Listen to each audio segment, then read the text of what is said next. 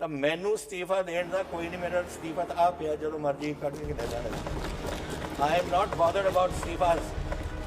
ਜਿਸ ਤਰੀਕੇ ਨਾਲ ਵਿਤਕਰੇ ਇਹਨਾਂ ਨੇ ਕੀਤੇ ਨੇ, ਜਿਸ ਤਰੀਕੇ ਨਾਲ ਗਰੀਬਾਂ ਦਾ ਪੇਟ ਤੇ ਤੁਸੀਂ ਲੱਤ ਮਾਰਿਓ, ਅਮਰਿੰਦਰ ਸਿੰਘ ਉਹਦੇ ਸਾਹਮਣੇ ਸਿਰ ਨਹੀਂ ਝੁਕਾਊਗਾ। Thank you. I would like the prime minister to tell me ਇਨਸਾਫ।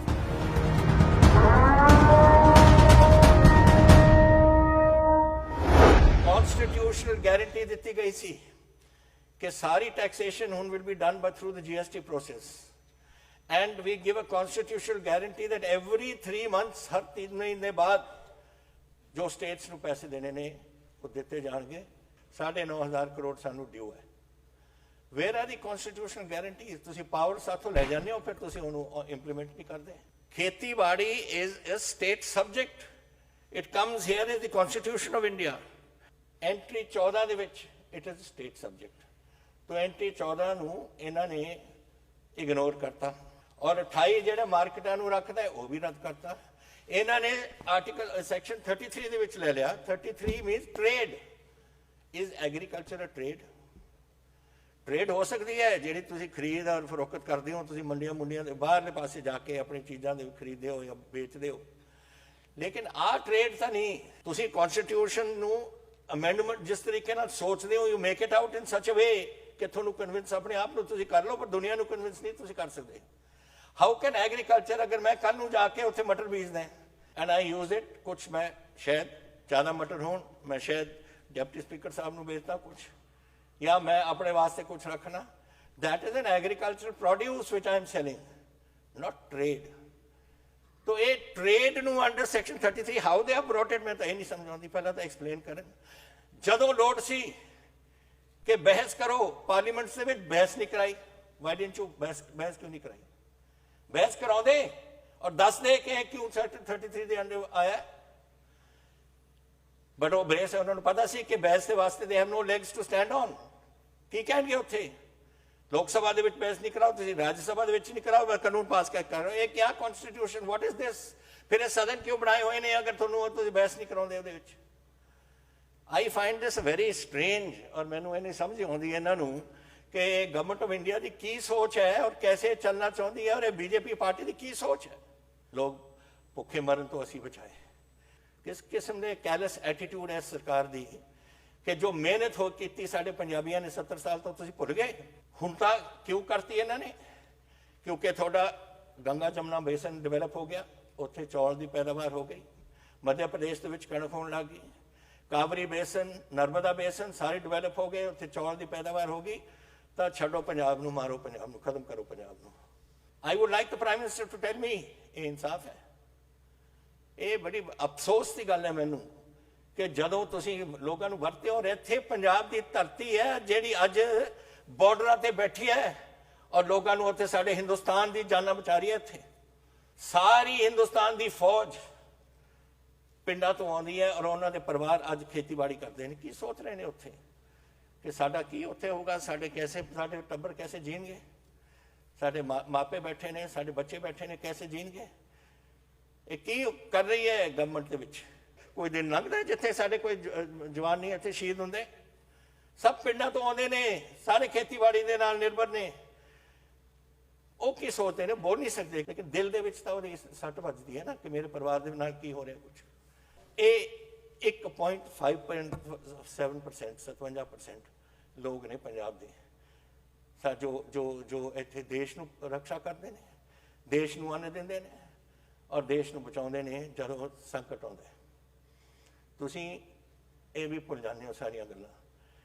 ਸਾਰੇ ਕਿਸਾਨਾਂ ਦੇ ਨਾਲ ਹਮਦਰਦੀ ਹੈ ਇਸ ਹਾਊਸ ਦੀ, ਔਰ ਅਸੀਂ ਤੁਹਾਡੇ ਨਾਲ ਅਖੀਰਲੇ ਦਮ ਤੱਕ ਅਸੀਂ ਤੁਹਾਡੇ ਨਾਲ ਖੜਾਂਗੇ। ਲੇਕਿਨ ਹੁਣ ਤੁਹਾਡਾ ਕੰਮ ਹੈ ਸਾਡੇ ਨਾਲ ਖੜਨਾ।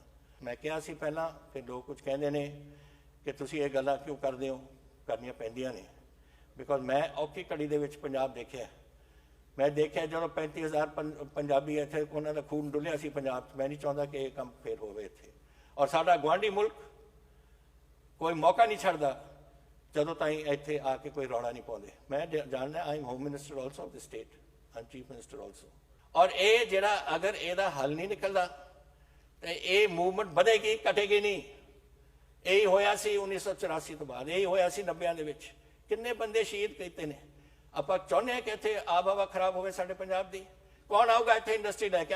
ਅੱਜ ਇਹ 3 ਸਾਲਾਂ ਦੇ ਵਿੱਚ 60,000 ਕਰੋੜ ਰੁਪਈਆ ਪੰਜਾਬ ਦੀ ਇਨਵੈਸਟਮੈਂਟ ਦੇ ਵਿੱਚ ਆਇਆ ਹੈ। ਜੋ ਲੋਕ ਲੈ ਕੇ ਆਏ ਨੇ, ਇਹ ਆਇਆ ਜੋ ਧਰਤੀ ਦੇ ਉੱਪਰ ਲੱਗ ਰਿਹਾ ਸਾਡਾ ਇੰਡਸਟਰੀ।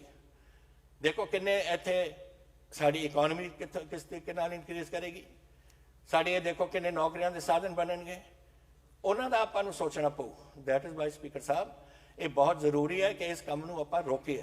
ਅਸੀਂ ਕਿਸਾਨ 11,000 ਕਰੋੜ ਰੁਪਈਆ ਦਾ ਸਾਡਾ ਨੁਕਸਾਨ ਹੋਣਾ ਹੈ, ਔਰ ਸਾਡੀ ਮੰਡੀ ਬੋਰਡ ਹੈ, ਉਹਦਾ 4 ਤੋਂ ਲੈ ਕੇ 5,000 ਕਰੋੜ ਦਾ ਨੁਕਸਾਨ ਹੈ। ਔਰ ਮੰਡੀ ਬੋਰਡ ਬਗੈਰ ਪਿੰਡਾਂ ਦੀ ਡਿਵੈਲਪਮੈਂਟ ਨਹੀਂ ਹੋਣੀ, ਨਾ ਤੁਹਾਡੇ ਲਿੰਕ ਰੋਡ ਬਣ ਰਹੇ ਨੇ, ਨਾ ਪਿੰਡਾਂ ਦੀ ਡਿਵੈਲਪਮੈਂਟ ਹੋਣੀ ਹੈ। ਫਿਰ कैसे ਚੱਲੂਗਾ ਸਾਡਾ ਪੰਜਾਬ? ਹੁਣ commission of agriculture cost and prices ਨੇ ਕਿਹਾ ਹੈ ਕਿ ਫਰਟੀਲਾਈਜ਼ਰ ਨੂੰ ਹੁਣ ਆਪਾਂ ਜਿਹੜੀ ਸਬਸਿਡੀ ਦਿੰਦੇ ਆ ਉਹ ਕੱਟ ਕੇ ਹਰ ਕਿਸਾਨ ਨੂੰ ਹਰ ਫਸਲ ਵਾਸਤੇ 2,500 ਰੁਪਈਆ ਦੇ ਦਿਓ। 2,500 ਰੁਪਈਏ ਨਾਲ ਪੂਰੀ ਫਸਲ ਦੀ ਆ ਜੂਗੀ। Out of a total annual fertilizer subsidy of 80,000 crore, 80,000 crore ਹੈ ਪੂਰੇ ਦੇਸ਼ ਦੀ ਫਰਟੀਲਾਈਜ਼ਰ ਸਬਸਿਡੀ, ਉਹਦੇ ਵਿੱਚੋਂ ਪੰਜਾਬ ਦੀ 5,000 ਕਰੋੜ। ਪੰਜਾਬ ਦੀ ਇੰਟਾਈਟਲਮੈਂਟ ਇਸ 'ਚ ਇਹ ਹੁਣ ਉਸ ਹਿਸਾਬ ਨਾਲ ਕੱਟ ਕੇ 800 ਕਰੋੜ ਰਹਿ ਜਾਣੀ ਹੈ, which is 4,000 crore loss to the Punjab farmer. It will increase the cost of cultivation by 4,000 rupees per acre. Now, ਇਹ ਹਾਲੇ ਲੋਕਾਂ ਦੇ ਮਨ 'ਚ ਆਈਆਂ ਨਹੀਂ ਗੱਲਾਂ, ਪਰ ਇਹ ਆਉਣੀਆਂ ਨੇ, ਔਰ ਇਹ ਸਾਡਾ ਕੰਮ ਇਸ ਸਦਨ ਦਾ ਹੈ, ਇਹਦਾ ਸਾਹਮਣਾ ਕਰੀਏ ਅਸੀਂ। ਮੈਂ ਤੁਹਾਨੂੰ ਇਹ ਗੱਲ ਇਸ ਹਾਊਸ ਨੂੰ ਬੇਨਤੀ ਕਰਨਾ ਚਾਹੁੰਦਾ ਸਪੀਕਰ ਸਾਹਿਬ ਕਿ ਇਹ ਇੱਕ ਸਮੇਂ ਆ ਗਿਆ, ਪੰਜਾਬ ਨੂੰ ਇਕੱਠਾ ਹੋਣਾ ਪਊ ਔਰ ਆਪਣੇ ਕਿਸਾਨੀ ਨਾਲ ਖੜਨਾ ਪਊ। ਜੀ ਖੜੇ ਆ, ਮੈਨੂੰ ਪਤਾ ਹੈ ਇਹ ਹਾਊਸ ਵੀ ਖੜਾ ਹੈ ਉਹਨਾਂ ਦੇ ਨਾਲ। ਆਪਾਂ ਕਾਨੂੰਨ ਕੀਤਾ, we have to face it. Centre ਨਹੀਂ ਇਹਨੂੰ ਪਸੰਦ ਕਰੇਗੀ, ਨਾ ਕਰੇ। ਇੱਥੋਂ ਗਵਰਨਰ ਸਾਹਿਬ ਦੇਣਗੇ ਪਰਮਿਸ਼ਨ, ਪਤਾ ਨਹੀਂ ਦੇਣਗੇ ਜਾਂ ਨਹੀਂ ਦੇਣਗੇ, ਨਾ ਦੇਣ। ਫਿਰ ਇਹਨੇ ਜਾਣਾ ਪਾਰਲੀਮੈਂਟ ਕੋਲ, ਪ੍ਰੈਜ਼ੀਡੈਂਟ ਕੋਲ, ਰਾਸ਼ਟਰਪਤੀ ਜੀ ਦੇਣਗੇ ਜਾਂ ਨਹੀਂ ਦੇਣਗੇ, ਇਹ ਵੀ ਨਹੀਂ ਸਾਨੂੰ ਕਹਿ ਸਕਦਾ। ਲੇਕਿਨ ਅਸੀਂ ਵੀ ਵਿਲ ਫਾਈਟ ਦਿਸ। ਇਸ ਬੈਟਲ ਨੂੰ ਅਸੀਂ ਲੈ ਕੇ ਜਾਵਾਂਗੇ ਹਰ ਅਦਾਲਤ ਦੇ ਵਿੱਚ ਜਿੱਥੇ ਸਾਨੂੰ ਲੋੜ ਪਈ ਹੈ। ਇੱਕ ਗੱਲ ਮੈਂ ਆਪ ਦੇ ਰਾਹੀਂ ਦੱਸਣਾ ਚਾਹੁੰਦਾ ਇਸ ਹਾਊਸ ਨੂੰ। ਮੈਂ ਬਹੁਤ ਕੁਝ ਦੇਖਿਆ ਆਪਣੀ ਜ਼ਿੰਦਗੀ ਦੇ ਵਿੱਚ, 52 ਸਾਲ ਹੋ ਗਏ ਨੇ। ਜਦੋਂ ਬਲੂ ਸਟਾਰ ਹੋਇਆ ਸੀ ਉਦੋਂ ਮੈਂ ਅਸਤੀਫਾ ਦਿੱਤਾ ਪਾਰਲੀਮੈਂਟ 'ਚ। ਮੈਂ ਲੋਕ ਸਭਾ ਦੇ ਵਿੱਚ ਸੀ ਤੇ ਮੈਂ ਸਮਝਦਾ 2 ਚੀਜ਼ਾਂ ਹੁੰਦੀਆਂ ਨੇ ਜਿਹਦੇ ਨਾਲ ਆਬ ਹਵਾ ਕਿਸੇ ਦੇਸ਼ ਦੀ ਵਿਗੜ ਸਕਦੀ ਹੈ, ਕਿਸੇ ਸਰਕਾਰ ਦੀ ਵਿਗੜ ਸਕਦੀ ਹੈ ਔਰ ਦੇਸ਼ ਦੀ ਵਿਗੜ ਸਕਦੀ ਹੈ।